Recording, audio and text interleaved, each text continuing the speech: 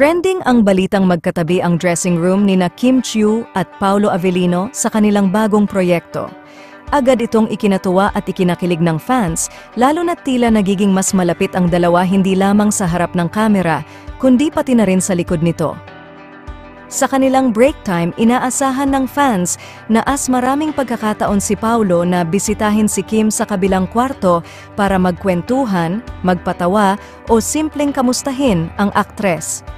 Ayon sa ilang insiders, paminsan-minsan ay ipagtitimpla pa umano ni Paolo si Kim ng kape o kaya'y tila bantay mode habang nagpapahinga ang aktres.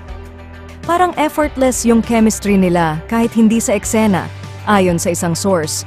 Dagdag pa niya, nakakatuwa silang panoorin, parang ang saya ng vibe kapag magkasama sila.